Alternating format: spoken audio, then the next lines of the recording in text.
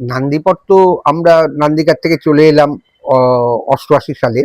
তারপর সেটা তো বিকেসি কলেজে রিহার্সাল হতো। বিকেসি কলেজ না, ব্রহ্মানন্দ কেশবচন্দ্র কলেজ নয় ওটা, বিকেসি না ওটা কি ছিল, ভৈরব গাঙ্গুলি কলেজ, বেলগড়িয়া, ওই কলেজে রিহার্সাল হতো। তারপর আমরা কলকাতার দিকে চেষ্টা করতে করতে আমার বাড়ি থেকে যখন আজকে বাচ্চা, তখন এই জায়গাটা, এটা একটা খুব পবিত্র স্থান।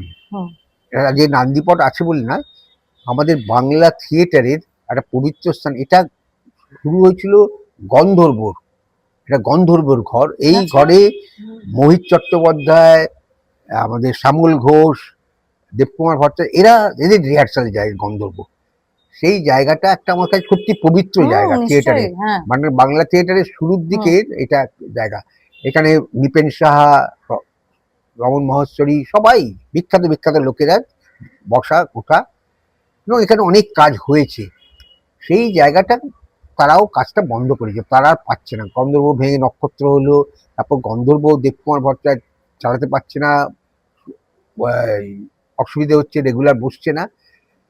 তখন আমরা বললাম গন্ধর্বর দেবুদাকে, এবং জগন্নাথ দা ছিলেন, জগন্নাথ দা ওদের সেক্রেটারি, জগন্নাথ বললাম আপনারা তো রোজ বসেন না, আমরা কি বুঝতে পারি? বলো ঠিক আছে, তোমরা সপ্তাহে 2 দিন বসো।